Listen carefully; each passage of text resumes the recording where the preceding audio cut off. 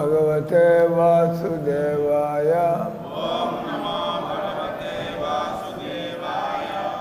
ఓం నమో భగవతే వాసుదేవాయ.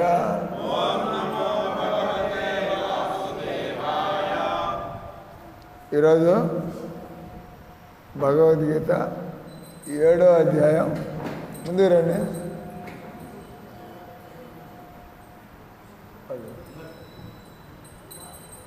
ఎదుర్కొండ రావచ్చు. ఒక అరగంట సేపు క్లాస్ ఉంటుంది, వినండి. భగవద్గీత మంచిది. 7వ అధ్యాయం 22వ శ్లోకం. సతయా శ్రద్ధయా యుక్త సతయా శ్రద్ధయా యుక్త తస్యారాధనమేహతే తస్యారాధనమేహతే లభతే చ తతః కామాన్ లభతే చ తతః కామాన్ మయైవ వీతానీతాన్ మయైవ వీతానీతాన్ సతయా శ్రద్ధయా యుక్త తస్యారాధనమేహతే లభతే చ తతః కామాన్ మయైవ వీతానీతాన్. అనువాదం తాత్పర్యం. ఇది దాన్ అరిబోల్ ఇది దాన్. అనువాదం. ఇక్కడ కృష్ణ భగవానుడు అర్జునుడితో చెబుతున్నాడు. ఇది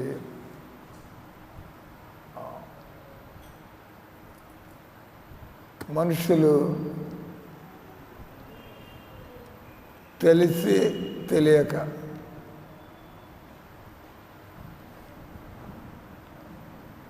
కోరికలు ఉండడం వల్ల ఒకటి, 2 పూర్వజన్మ మన సంస్కారం వల్ల మనకు కొన్ని కోరికలు ఉంటాయి, మన పూర్వజన్మ సంస్కారాలు ఉంటాయి. ఈ జన్మలో సాంగత్యం, ఈ జన్మలో మన చిన్నప్పుడు ఇంటి పక్కన మా నాయన మా అమ్మమ్మ వాళ్ళ పద్ధతులు మనకి నేర్పించేశారు. మన శ్రద్ధ ఆ విధంగా తయారైపోతుంది. అంటే చిన్నప్పుడు చిన్నపిల్లలకి ఏం నేర్పిస్తే అది నేర్చేసుకుంటారు. సో మనుషులు ఎందుకు రకరకాలుగా పూజలు చేస్తున్నారంటే, ఒకటి వాళ్ళ పూర్వజన్మలో అలవాటైపోయింది. మీరు పూర్వజన్మలో పలానా దేవుడి భక్తులైతే ఈ జన్మలో మళ్ళీ ఆ దేవుడి చూడంగానే మీకు శ్రద్ధ కలుగుతుంది. ఒకటి. రెండవది, మనకి చిన్నప్పటి నుంచి వాళ్ళకి తెలియక మీకు కూడా తప్పుడు అలవాటు చేస్తారు. మీరు అదే పద్ధతులు మీరు విడిపోతూ ఉంటారు. ఎప్పుడు మీరు ప్రశ్నించలేదు. రెండవది. మూడవది, మనకు ఉండేటువంటి సాంగత్యం ఎలాంటి ఇప్పుడు ఉన్నారు. మనమంతా కూడా అందరిలాగే హాడ్జ్ పాడ్జ్, అందరిలాగే ఇష్టం వచ్చేది చేస్తూ వచ్చాం. కానీ ఇప్పుడు మనం ఇష్టం వచ్చేది చేయటంలా, ఏది చేయాలా, ఎలా చేయాలా, ఎందుకు చేయాలా తెలుసుకుని ముందుకు పోతున్నాం. అందుకే మనం ప్రచారం కూడా చేస్తున్నాం. ప్రచారం అనేది మీకు తెలియదు, మాకు తెలుసు. మేము చేసేది కరెక్ట్ అని ఎలా చదువుతాం అవన్నీ కూడా అందుకే భగవద్గీతలో ఉంది. కాబట్టి అంటే ఇక్కడ ఎందుకు మనుషులు రకరకాలుగా భక్తి చేస్తూ ఉంటారు, వాళ్ళ స్వభావం కూడా ఉంటుంది. కోరికలు అని చెప్పాం. కోరికల వల్ల, పూర్వజన్మ సంస్కారం వల్ల, ఈ జన్మలో సాంగత్యం వల్ల, ప్లస్ మనకు స్వభావం కూడా ఉంటుంది. తమో గుణము, రజో గుణము. అంటే మనం ఆల్రెడీ మాంసం తింటున్నాం, మనం సిగరెట్ తాగుతున్నాం, లేదా టీ కాఫీలు తాగుతున్నాం, లేదా సారాయి తాగుతున్నాం. ఆల్రెడీ మన అలవాటు. అటువంటి వాళ్ళకి ఆ విధమైనటువంటి దేవుళ్ళు నచ్చుతూ ఉంటారు. అడిగితే ఎందుకని శివుడిని పూజిస్తున్నావు అంటే ఈయన సిగరెట్ తాగుతాడు, మా శివుడు బాంగు తాగుతాడు. బాంగు గంజాయి, అది తప్పు. శివుడు ఏం చేస్తే మనం అవన్నీ చేయగలమా? శివుడు ఆయన విషం తాగాడు. విషం అంటే అంతే, సారాయి, సిగరెట్, ఎన్నోడు విషం శరీరానికి మంచిది కాదు. కానీ శివుడు ఎంతో, అక్కడ ఉంది బొమ్మ ఆ తలుపుకి ఆ పైన, శివుడి పేరు నీలకంఠుడు లేదా గరళకంఠుడు. గరళం అంటే విషం సంస్కృతంలో, కాబట్టి ఆయన గరళకంఠుడు. తర్వాత నీలకంఠుడు, విషం తాగడం వల్ల ఆ భాగం వరకు నీలంగా అయిపోయింది. నీలకంఠుడు అంటే విషం ఎంతో వేడిగా ఉంటుంది. మామూలు మనం అయితే చచ్చిపోతాం, కానీ శివుడు అంత విషయం తాగినాడు. అక్కడ చిన్న మచ్చలాగా వచ్చింది, ఆయనకేం కాదు. శివుడు తాగినంత విషయం మనం తాగామంటే వెంటనే ఫినిష్. అంటే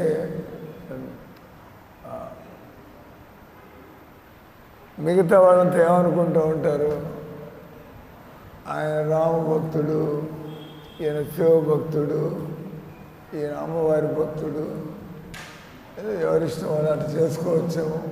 చాలామంది గురువులు కూడా వాళ్ళు చెబుతుంటే ఎవరికి నచ్చినట్టుగా వాళ్ళు పూజలు చేసుకోవచ్చు.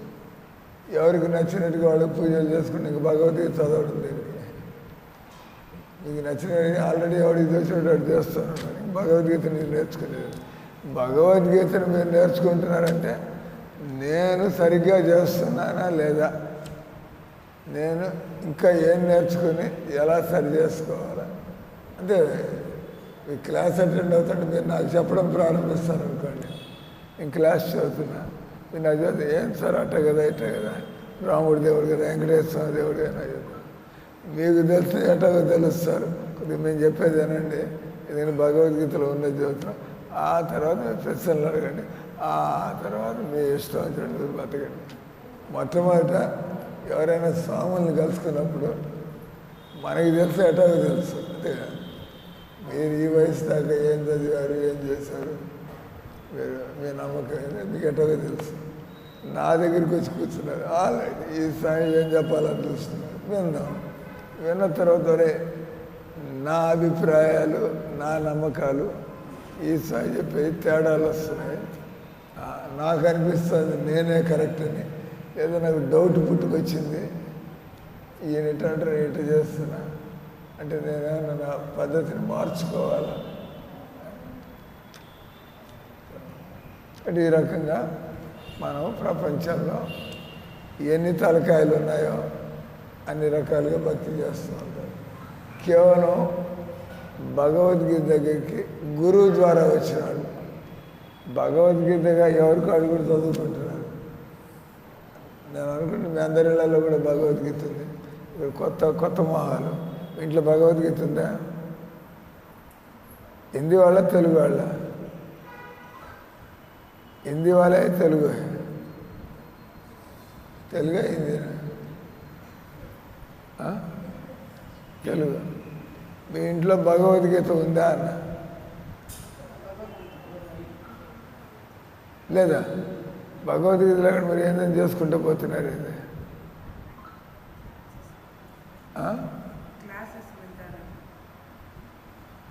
ఆయన కూడా భగవద్గీత పెట్టుకోవాలా? అరే గొంతు లేదా సరిగ్గా?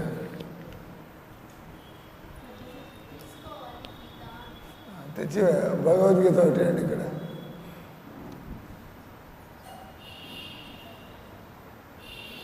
దాంతోపాటు ఎవరు వచ్చారు మీతో పాటు?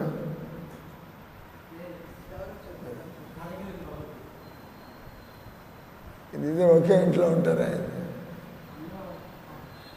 క్లాస్ బాబు వాళ్ళు వేరే ఇంట్లో, మీరు వేరే ఇంట్లో. నెల్లూరులోనే ఉంటారా? నెల్లూరులో ఉంటే క్లాసులు అటెండ్ అవ్వచ్చు కదా ఇక్కడికి. ఇట్లా ఆన్లైన్లో గతి లేనప్పుడు ఆన్లైన్లో క్లాస్, అంతే కదా. వాడక్కడ కూర్చొని మనం ఎక్కడ ఉన్నాం చెప్పేవాళ్ళు లేడు. ఇక్కడ ప్రశాంతంగా మందిరంలో దేవుడి ముందు కూర్చొని రోజు ఫిక్స్డ్ టైం క్లాసు. కానీ మీకు ఈ టైం సూట్ కాకపోతే ప్రభుపాద ఈయన ఉదయం భాగవతం నుంచి క్లాసు, సాయంత్రం పూట భగవద్గీత నుంచి క్లాసు. అది కాకుండా ఎప్పుడు పడితే అప్పుడు కలుసుకోవచ్చు. మీకు టైం 12 గంటలకి టైం దొరికింది, ఆ టైంలో క్లాస్ ఉండదు. What happen? Battery of. Battery of. Battery of. వినపడుతుంది కదా?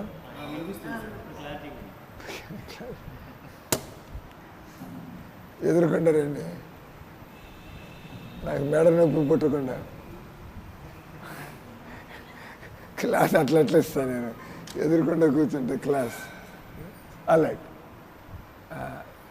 కాబట్టి అంటే రోజు కాలేజీలో క్లాసులు ఉదయం 9 గంటల నుంచి 2 గంటల దాకా, లేదా 4 గంటల నుంచి 6 గంటల దాకా వాటెవర్. వాడు వచ్చి నాకు ఆ టైం సూట్ చేస్తాడు, ఆయన ఏం చేస్తాడు. కాలేజీ రన్ చేసే పద్ధతి ఉంటుంది. అది కాకపోతే మీరు ఇంకేదో ట్యూషన్లకు పోవాలా, ఇట్లా లేదా ఆన్లైన్ క్లాసులకు పోవాలా. ఈ ఊళ్ళోనే ఉండేది మీరు? ఈ ఊళ్ళోనే మరి రెగ్యులర్గా మందిరానికి వచ్చి నేర్చుకోవడం, సేవలు చేయడం.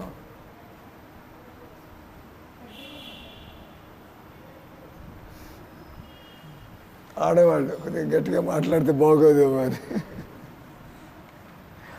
కానీ వినపడాలి కదా communication. Will talk about that. కాబట్టి ఇక్కడ మనందరికీ ఒక స్వభావం కూడా ఉంటుంది. స్వభావం మన ఎవడు ఎన్నిసార్లు జన్మెత్తాడు ఎవడికి తెలుసు. మీరు 15వ మాట మానవ జన్మెత్తారా? మీరు మొదటిసారి మానవ జన్మెత్తారా? మీరు 100 సార్లు జన్మెత్తారా? మనం ఎన్నోసార్లు జన్మెత్తున్నాం. మనం మానవ జన్మలు ఎత్తి మళ్ళీ మనం పశు జన్మలకు వెళ్ళిపోవచ్చు, మళ్ళీ తిరిగి మళ్ళీ మానవ జన్మకి. మానవ జన్మని ఏమంటారు? జంక్షన్. జంక్షన్ అంటే మానవ జన్మ నుంచి ఇప్పుడు ఉదాహరణకి junction, Vijayawada junction. Vijayawada railway station భారతదేశంలో అతిపెద్ద రైల్వే స్టేషన్లో ఒకటి. వందల ట్రైన్స్, ఎందుకంటే ఇక్కడ మధ్యలో ఉంది అది. అటు తూర్పు నుంచి పడమటికి, అటు దక్షిణం నుంచి ఉత్తరానికి అన్ని దిశల్లో ట్రైన్లు పోతాయి ఎక్కడి నుంచి. మనం ఇక్కడ కూర్చుంటే మనకి నార్త్ నుంచి సౌత్ ట్రైనే. మీరు ఇక్కడి నుంచి బెంగళూరు పోవాలంటే బెంగళూరుకి, ఇక్కడి నుంచి అనంతపురం పోవాలంటే ఇక్కడ ట్రైన్ ఉండదు. మీరు ఇక్కడి నుంచి తిరుపతి చిత్తూరు పోయి తిరుపతి ట్రైన్ కొండిపోయి అక్కడ. ఇది జంక్షన్ నుంచి అన్ని వైపులకు ఉంటుంది. అంటే మానవ జీవితం ఒక జంక్షన్. కాబట్టి మానవ జీవితంలో మనం మళ్ళీ పశు జన్మ. మీరు అనొచ్చు నాకు పశు జన్మ నాకు ఇష్టం లేదు అని, కానీ అది మీ డైలాగ్. అది నాకు పశు జన్మ ఇష్టం లేదు, కానీ మనం పశువులాగా బతుకుతున్నాం. ఇప్పుడు ఏమవుతుంది? పశు జన్మే వస్తుంది. అంటే నేను వచ్చే జన్మలో రాజా మహారాజా అయిపోవాలా, కానీ మోసాలు చేస్తా, అబద్ధాలు చేస్తావు, అన్యాయాలు చేస్తుంటే వచ్చే జన్మలో అడుగు తినేవాళ్ళకి చనిపోతాను చేసిందని. అందరూ కోరికలు గొప్పగానే కోరుకుంటారు. నేను ప్రధానమంత్రి అయిపోయాను, నేను ఇంట్లో కూర్చుని ఎక్కడికి పోయి ప్రచారం చేయకుండా, రాజకీయాలు చేయకుండా, పార్టీలు పెట్టకుండా నేను ప్రధానమంత్రి కావాలంటే ఏమవుతుంది? ప్రధానమంత్రి కావాలనే ఆలోచన ఒకటి, దానికి తగ్గట్టుగా పని కూడా చేయాలి. అంటే ఆలోచన ఒకటి, ప్రయత్నం కూడా చేయాలి. కాబట్టి ప్రయత్నానికి విలువ ఎక్కువ ఉంటుంది. ఆలోచన ఇప్పుడు కూర్చొని ఏందో అనిపిస్తుంది, నేను స్వర్గానికి వెళ్ళిపోవాలా, వైకుంఠానికి వెళ్ళిపోవాలా, నరకానికి పోతారు.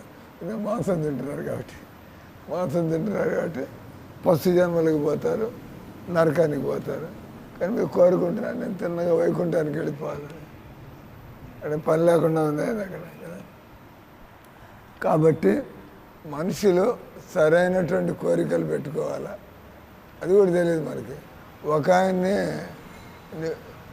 నీకేం కావాలి అంటే, ఆయన నేను బస్ కండక్టర్ని కావాలా, బస్ కండక్టర్.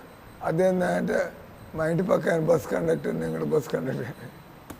అంతగా మామూలుగా మనం ఏదైనా కోరికలు పెట్టుకుని గొప్పగా పెట్టుకుంటాం కోరికలు.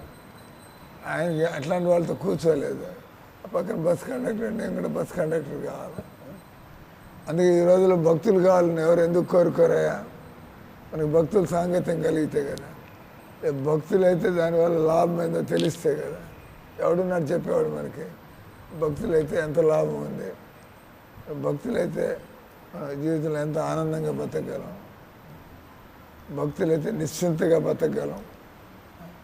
మన దగ్గర మనకంటూ బ్యాంక్ అకౌంట్ లేకపోవచ్చు, లేకపోతే లోటు లేకుండా ఉండాలి. బ్యాంక్ అకౌంట్ ఉండి లాభం ఏంది?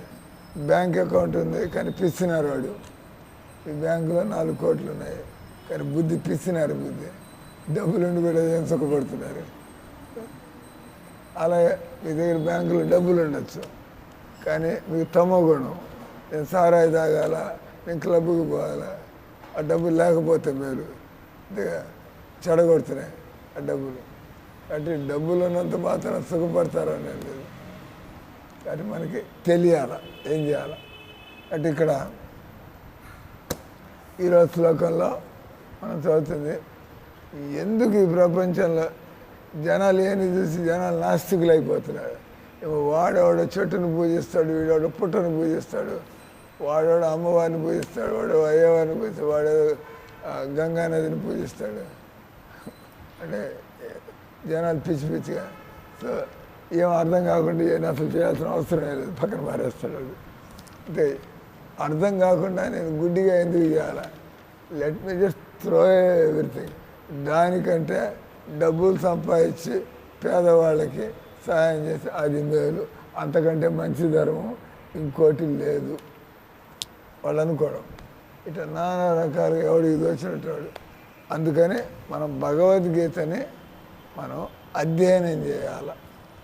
లేదా ఎవరైతే జ్ఞానంతో ఉన్నారో, ఎవరైతే పవిత్రంగా బతుకుతున్నారో, మామూలుగా మన మనసు అటు ఇటు పోతూ ఉంటుంది.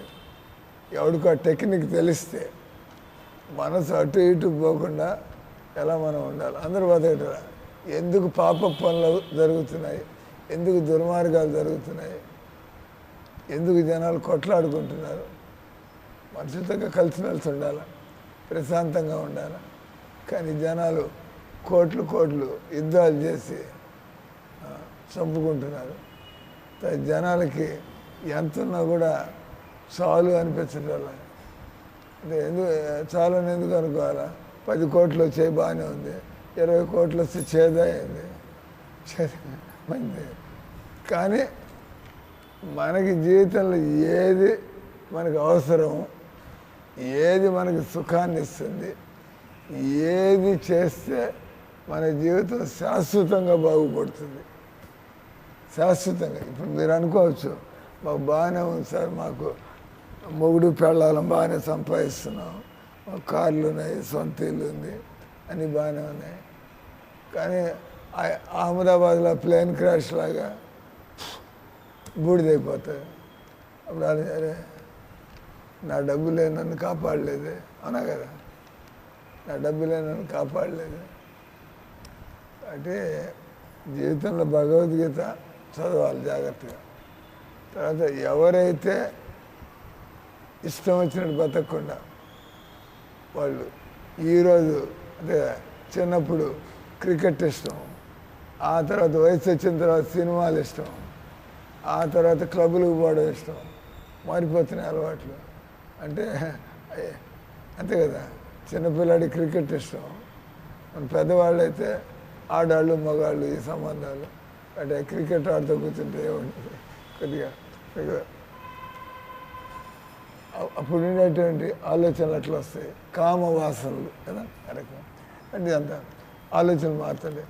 కానీ కొంతమంది ఈ విధంగా ప్రభావితం కాకుండా ఎంతో సంతోషంగా ఉత్సాహంగా వాళ్ళు ఒకే పని చేయగలుగుతున్నారు. విరాడు ఇది హరే రామ హరే కృష్ణ హరే రామ హరే కృష్ణ, ఆయన కూడా ప్రశాంతంగా ఉన్నాడు, డబ్బులు లేకపోయినా కంప్లైంట్ లేదు, ఆయనకి పెద్ద ఉద్యోగం లేకపోయినా కంప్లైంట్ లేదు, ఎవరంటే కూడా ఈర్ష్య లేదు, ద్వేషం లేదు, అంటే ప్రశాంతంగా బతుకున్నాడు.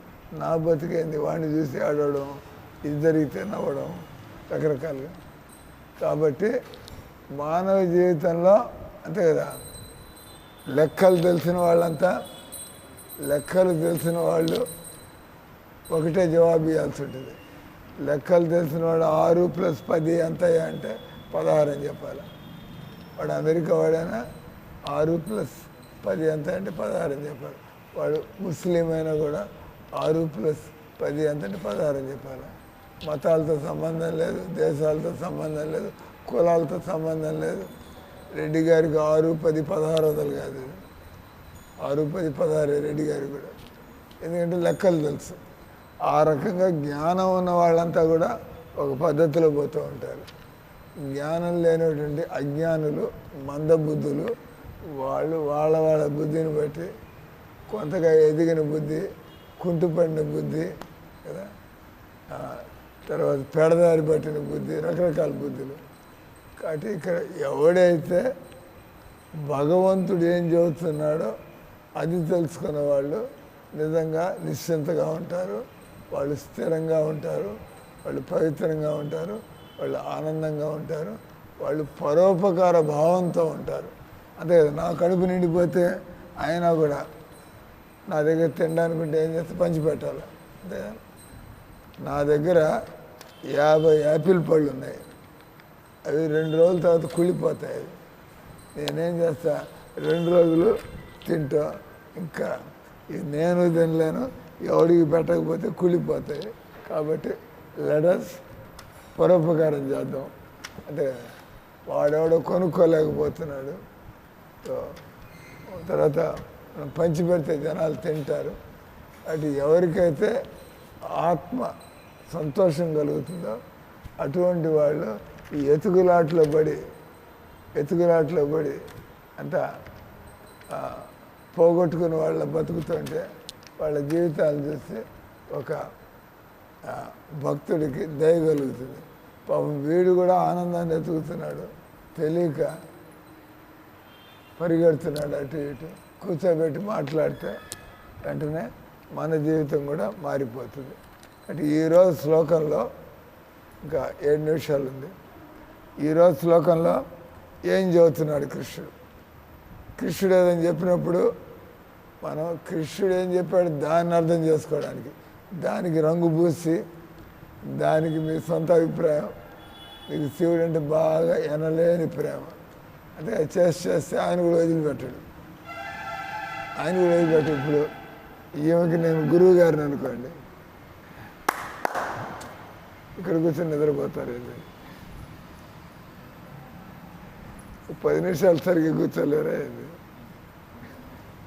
ఈ లోపల ప్రపంచం అంతా తిరిగి రావాలి కాలంలో. ఏం చేస్తున్నా, ఏం చెప్పాను ఇప్పుడు లాస్ట్లో? ఆమె నన్ను గురువు గారిని నమ్ముకొని బాగా వండి పెడుతుంది, డబ్బులు ఇస్తుంది. అట్లాంటి శిష్యులు పోగొట్టుకుంటామైంది. వండి పెడుతూ సేవలు చేస్తూ, మిమ్మల్ని కాదనేది మేము ఒక ఉదాహరణ ఇస్తాం, ఒక పాయింట్ చెప్పదలుచుకున్నాం.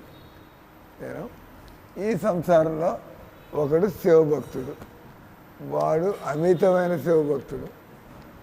ఎందుకంటే శివుడు వదిలిపెట్టలేదు, ఈయన కూడా ఆయన వదిలిపెట్టలే. శివుడికి బిల్వపత్రాలు అందుతున్నాయి, గంగాజలం అందుతుంది, ఆయనకి ప్రదక్షిణలు కొడుతున్నారు, ఆయనకంతా ఆనందంగా ఉంది. నా భక్తులంతా నా చుట్టూ రోజు నా భజనలు చేస్తున్నారు, ఓం నమ శివాయ, ఓం నమ శివాయ. నన్ను పొగుడుతుంటే నాకు ఆనందంగా ఉంటుందా లేదా? ఉంటుంది కదా. అంటే శివుడికి భక్తులైతే ఆయన సంతోషపడతారు, దానిలో డౌట్ ఏం లేదు. అట్లాగే మీకు కూడా ఆయన అంత ఇంత పారేస్తూ ఉంటాడు.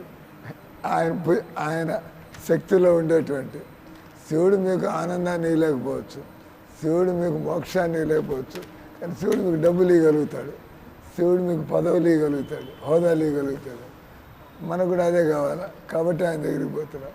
మనకి ఆనందం కావాలంటే వెళ్ళిపోయినప్పుడు ఆనందం దొరకకపోతే ఇక్కడ దొరకటం లేదు, ఎక్కడికి పోవాలా? అదే ఈరోజు పోయిరండి, అమ్మవారి గుడికి పోయిరండి. నేను నిన్న వీళ్ళందరినీ తీసుకుపోయినా, ఆ పంచవటి ఆశ్రమానికి పట్టుకుపోయా. వీళ్ళంతా కన్ఫ్యూజ్ అయిపోయినారు. వాడిని లోపల వినాయకుడు అంటాడు, బయట ఇక్కడ కేతువు రావు అంటాడు, ఆ పక్కన ఎంతోమంది కృష్ణులు వచ్చాడంటారు. వాడు ఏం చెప్పాలనుకుంటాడు? ఆశ్రమానికి పోయి అంటే ఎవడు ఇది వచ్చినట్టు వాడు మాట్లాడుతున్నాడు. అంటే ఇదే వీళ్ళకి ఏమైనా అర్థం ఉందా లేదా? అంత మార్కెట్లో మార్కెట్లో వాడేదో ఉప్పు ఎతుకుతున్నాడు, ఈడేదో వంకాయలు ఎతుకుతున్నాడు, వాడేవాడు సబ్బు ఎతుకుతున్నాడు, ఎవడు సామాన్యుడు ఎత్తుక్కుంటున్నాడు. ఏంద్రా ఇక్కడ ఏం జరుగుతుంది? ఏమీ బుద్ధి లేకుండా బతుకుతున్నారు. అంటే ఆయన అన్నాడు, ఆయన వచ్చాడు, ఎవరైతే మమ్మల్ని పిలిచికెళ్ళి భజన చేయించాడో మీరు వినలేదు కదా, ఆయన వచ్చాడు. అంటే ఏంది సార్ అక్కడ నేను అడిగా, ఇందాక వచ్చి వెళ్ళాడు. ఏంటి ఆయన రాహుకేతు అంటాడు, వెనకాల సంపత్తు వినాయకుడు అంటాడు, ఆ పక్కన ఎంతోమంది కృష్ణులు వచ్చాడు అంటాడు, ఇక్కడ వీళ్ళు హరే రామ హరే కృష్ణ భజన చేయడానికి వచ్చాడంటాడు, అక్కడ హోమం జరుగుతుంది. నీకైనా బుద్ధి పని చేస్తా అంటే నాకు ఏం కావాలి? What you want? ఏం తెలుసుకోవాలా, ఏం చేయాలా అంటే ఆయన అంటే మీరు నవ్వేస్తారు. వాళ్ళంతా తినిపోవడానికి వచ్చారు సార్, దేవుడిని తెలుసుకోవడానికి ఎవడు వచ్చాడు? అక్కడ ఆ కార్యక్రమం అయిన తర్వాత తిండి భోజనం ఉంటే దానికోసం వచ్చారు. కాబట్టి ఏం జరుగుతుందో వాళ్ళకి ఇబ్బంది ఏం లేదు, కూర్చుంటాడు. ఎప్పుడు భోజనం టైం అవుతుంది భోజనం చేసిపోవడానికి వచ్చాడు. అది ప్రసాదం అయ్యా అంటే అది కూడా కాదు, అది ప్రసాదం అనడానికి లేదు. ప్రసాదం అంటే కృష్ణుడి యొక్క కృప, రామ్ ప్రసాద్, కృష్ణ ప్రసాద్, జగన్నాథ్ ప్రసాద్. జనాలు శివప్రసాద్, గణేష్ ప్రసాద్ అవి వాళ్ళు తయారు చేస్తారు. ఎందుకంటే భగవద్గీతలో ఎక్కడా లేదు ఆ ప్రసాదాలు. భగవద్గీతలో కృష్ణుడు నాకు భోజనం పెట్టి తినండి అన్నాడు, దాన్ని ప్రసాదం అన్నాడు. అంటే అది తింటే అన్ని మీ అశుభాలు తొలగిపోతాయి. యజ్ఞశిష్టాసినాసంతో ముచ్యంతే సర్వ కిల్బిష అంటే పాపపు ఆలోచనలు. యజ్ఞశిష్ట ఎవడైతే నాకు ఏదైనా అర్పణ చేసి దాన్ని తిన్నట్లయితే ముచ్యంతే సర్వ కిల్బిషయ్ ముంజతే త్వగం పాప, ఎవడైతే నాకు నైవేద్యం పెట్టకుండా తింటాడో అది వాళ్ళలో ఉండే ఏది ఉంటే దాన్ని పెంచేస్తూ ఉంటుంది. మీలో ఒక తప్పుడు ఆలోచన ఉంటుంది. దేవుడికి నైవేద్యం పెట్టకుండా తింటుంటే ఆ తప్పుడు ఆలోచన ఇంకా బలంగా మీరు తప్పుడు ఆలోచన తినేది ప్రసాదం కాదు, బట్ ఆ తిండి మీ మనసుని ఇంకా అలాగే ఆ దిశలోనే పోతుంది. అందుకే తాగుబోతులు ఇంకా తాగుబోతులు, డబ్బు పిచ్చాడు ఇంకా డబ్బు పిచ్చిలో, ఎవడు ఏ పిచ్చిలో పడితే కానీ ఎవడు దేవుడి దగ్గరికి వచ్చేవాడు. ఎందుకంటే మీ మనసుని శుద్ధం చేసి అటువంటి ఆహారం తింటారు, దాన్ని ప్రసాదం అన్నారు. ప్రసాదాన్ని భగవంతుడి కృప. కానీ ఇక్కడ పాయింట్ వచ్చి మనుషులు రకరకాలుగా చేస్తున్నారు, నానా రకాలుగా చేస్తున్నారు. కానీ ఇక్కడ ఏం చెబుతున్నారు భగవంతుడు? నేను చెప్పదలుచుకున్నది భగవద్గీతలో చెబుతున్నాను. భగవంతుడు నేను చెప్పాలనుకున్నది భగవద్గీతలో చెబుతున్నాను. లేదా నా భక్తులు వాళ్ళు మీకు నచ్చజెబుతారు. భగవంతుడు ఆయన బ్లాక్ అండ్ వైట్లో రాస్తాడు, ఆయన మీ జోలికి రాడు. ఒప్పుకుంటే ఒప్పుకోండి, మీరు భగవద్గీత అది ఏదైనా చేర్చుకొస్తారు. కృష్ణుడు నో అని ఆయన బయటకు వచ్చి చెబుతాడు, ఆయన గమని ఉంటాడు ఆయన. భగవద్గీతలో ఆయన మనుషులు ఎలా బతకాలో ఏం చేయాలో చెప్పేస్తాడు. మనకు అర్థం కాలేదు, దానికి మనం పెడర్థాలు తీసాం, లేదు ఎవడో మనం తప్పుదారులు పడేస్తాడు ఆయన పద్ధతిలో, ఆయన భగవద్గీత అట. కాబట్టి ఇక్కడ ఎందుకు జనాలు నానా రకాలుగా చేస్తున్నారా అంటే వాళ్ళు పోవలసిన పద్ధతిలో పోవటలేదు. భగవంతుడు ఏమంటాడు? నేను ఎవరి శ్రేష్ఠని.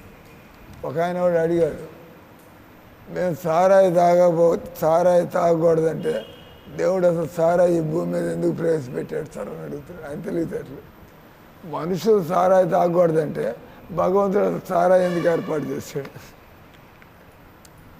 తెలియగల ప్రశ్నలాగే ఉంది. మీరు ఉల్లిపాయలు తినద్దు అంటాం, మనం ఉల్లిపాయలు తినకపోతే అసలు భగవంతుడు ఉల్లిపాయలు చేయకుండా అంటే పోతుంది కదా, బాగానే ఉంది కదా. కానీ భగవంతుడి పని అది కాదు. భగవంతుడు అందరి కొరుకులు తింటాడు, అందరి కొరుకులు తీరుస్తాడు. పందికి ఆయన పెంటను ఏర్పాటు చేస్తున్నాడు, గొర్రెకి మేకకి గడ్డిని ఏర్పాటు చేస్తున్నాడు, పక్షులకి గింజలు ఏర్పాటు చేస్తున్నాడు. పక్షిని పెంట తినమంటే అది తింటుందా? లేదా పందిని గడ్డి తినమంటే అది తింటుందా? ఎవడికి కావాల్సిన తింటా. కానీ భగవంతుడి పని బలవంతంగా ఇది అది పెట్టడం కాదు, ఎవరికి ఏది కావాలంటది. కానీ గురువు గారు మన జీవితంలోకి వచ్చి ఏమ్మా సారాయి తాగడం మంచిది కాదు, నువ్వు మాంసం తినడం మంచిది కాదు, ఎందుకంటే వచ్చే జనంలో నువ్వు కోడి జన్మెత్తే నీ గొంతు కూడా ఇటు తిప్పి వేడి చేస్తాడు, ఏళ్ళాడి తీస్తాడు, ఉడకబెట్టి తింటారు వాళ్ళు. మనం చేసిన పని మనకి పడుతుంది, మనకి ఆ గతి పడుతుంది మనకి కదా. అంటే ఎవరు అందుకే అంటారు దేవుడి కంటే ఎక్కువ దేవుడి యొక్క భక్తులు. దేవుడు మన స్వాతంత్రాన్ని భంగపడుతుంది ఆయన చెబుతున్నాడు. దేవుడు ఎందుకు భక్తుడి కంటే ఎక్కువ అంటే సర్వసమర్థుడు. భక్తుడు దేవుడి కంటే ఎందుకు ఎక్కువ అంటే దేవుడు చెప్పనటువంటిది ఆయన చెబుతాడు మనకి, దేవుడు చెప్పిందే చెబుతాడు. దేవుడు చెప్పనటువంటిది అయ్యా దేవుడు ఇటు చెప్పాడు ఇటు చెవా అని చెప్పి అదే నేను చెబుతున్నా. ఆ రకంగా ఒక సామాన్య వ్యక్తులకి జీవితంలో ఒక కృష్ణ భక్తుడు అనేటువంటి వాడు అవసరం. ఇప్పుడు అన్ని విషయాలు విడమర్చి చదువుతూ ఉంటే ఆయన గుడి ఒప్పుకోవయా కృష్ణుని అంతకంటే అట్లా ఎవడు ఒప్పుకోడు. కానీ చెప్పాలా శివుడు ఏం చేయగలుగుతాడు, కృష్ణుడు ఏం చేయగలుగుతాడు అని చదువుతాడు. ఓహో కరెక్టే. శివుడు ఆయన పూర్తిగా దేవుడు అయినట్లయితే ఆయన శ్మశానాల్లో ఎందుకు ఉంటున్నాడు, ఆయన ఒంటి మీద పావుల జుట్టుకు ఎందుకు కూర్చున్నాడు, ఆయన ఒళ్ళు మీద బూడిద ఎందుకు రాసుకున్నాడు, ఆయన తర్వాత శివుడు ఆయన స్వయంగా ధ్యానం ఎందుకు చేస్తున్నాడు, భగవంతుడు ఎవరి మీద ధ్యానం చేయాలి. కృష్ణుని ఎప్పుడు చూస్తే ఆయన తిన్నగా ఎప్పుడు కూర్చోడు సెలబ్రేషన్ అందరూ ఆయన ఆనందంగా ఉంటాడు. తన దగ్గర వచ్చిన వాళ్ళందరి చేత డ్యాన్సులు చేయించి ఆయన పాటలు పాడించి ప్రసాదాలు పెట్టి అంతే కదా. జీవితం అంటే చక్కగా పాటలు పాడుకోవాలా. అంటే డిప్రెషన్లో ఉన్నాడు పాటలు పాడతాడు, డిప్రెషన్లో ఉన్నాడు నెత్తి మీద గుడ్డ వేసుకుని ఏమైపోయింది. డిప్రెషన్లో ఉన్నాడు పాటలు ఎందుకు పాడతాడు, జాలీగా ఉన్నాడు ఆ పాట ఈ పాట పాడుకుంటూ ఉంటాడు అనే కదా. తర్వాత జాలీగా ఉన్నాడు డ్యాన్సులు చేస్తాడు, అడుగుతారు ఈరోజు ఏమైనా నీకు లాటరీ టికెట్ దొరికింది తిన్నగా కూర్చోట్లేదు, అది సంతోషం లోపల. కాబట్టి భగవంతుడు ఆయన భక్తులు ఎప్పుడు కూడా సంతోషంగా ఉంటారు. మీరు భక్తులను గుర్తుపట్టాలని అదే పద్ధతి. భక్తుడికి యాక్సిడెంట్ అయిపోతుంది, పాపం ఏడుస్తున్నాడు అని పోతాడు. ఆయన తన యాక్సిడెంట్ దాని గురించి అడగడు, నువ్వు బాగానే ఉన్నావా, ఈరోజు తెల్లారుదామని లేచావలేదండి, వీడేంద్ర తన గురించి బాధపడుకుంటున్నాను నన్ను అడుగుతున్నాడు భక్తులు. ఎందుకంటే ఆయన నువ్వు ఈ శరీరం అనుకుంటే కాలు రీతి ఏడుస్తూ కూర్చొని నా బతుకు నాశనం అయిందని. ఎవడైతే నేను ఈ శరీరం కదా ఆత్మను అనుకుంటే దరిద్రం వదిలింది, కాలు పని చేస్తుంటే ఆ పనికి ఈ పనికి పోవాలా, కాలు ఇరిగింది ప్రశాంతకు హరే కృష్ణ కృష్ణ కృష్ణ హరే హరే అంటే ఈ పని చేస్తూ ఉంటుంది. మందిలో ఒళ్ళు ఆరోగ్యం పని చేయకపోతే మేము వచ్చి తిడతాం, దున్నపోతులు ఏమైనా పని ఎందుకు చేయట్లేదు, కాలు ఇరిగింది అనుకోండి మేము నోరు మూసుకోవాలి, మా తల్లి కూర్చొని జపం చేసుకోండి అంటే ఇంకేం చేస్తాం. కాబట్టి భక్తుడికి కాలు ఇరిగినా బాధపడేది లేదు, పని చేస్తుంటే ఉత్సాహంగా ఇంతగా దేవుడికి రకరకాలుగా సేవలు చేసుకోవాలి. అంటే ఈరోజు శ్లోకం యొక్క అర్థం భగవంతుడు ఎవడికి ఏది కావాలో ఇస్తూ ఉంటాడు అన్నాడు కదా. ఆ శ్లోకం మనం చదివింది ఏంది, సతయా శ్రద్ధయా యుక్త, ఎవడికి ఎలాంటి నమ్మకాలు శ్రద్ధలు ఉంటే భగవంతుడు దానిలోనే వాళ్ళకి గట్టిగా తయారు చేస్తూ ఉంటాడు. కాబట్టి కానీ భగవంతుడు ఏం కావాలంటున్నాడో ఆయన స్వయంగానే చెబుతున్నాడు, సర్వధర్మాన్ పరిత్యజ్య మామేకం శరణు భజ. ఇవన్నీ వదిలిపారే. ఈ సంసారంలో అది ఇది ఆ దేవుడు ఈ దేవుడు అని పక్కన పెట్టి నువ్వు నా శరణు, అది భగవద్గీత కంక్లూజన్. సర్వధర్మాన్ పరిత్యజ్య మామేకం శరణు భజ, ఇది భగవద్గీత కంక్లూజన్. అది కాదయ్యా అంటే నువ్వు డొంక తిరుగుడుగురా అంటే నువ్వు మందిరానికి ఇటు వచ్చేవయ్యా అంటే అట్ట వేదాయపాలెం వస్తాయంటే టైం పాడు చేసుకుంటున్నావు, అనవసరమైన శక్తిని పాడు చేసుకుంటున్నావు. తినగా వచ్చేస్తే పని అయిపోతుంది. అట్టగా వస్తారంటే you may not come here. ఈ లోపల ఏదో అయిపోతే ఏమవుతుంది. హరే కృష్ణ హరే కృష్ణ కృష్ణ కృష్ణ హరే హరే, హరే రామ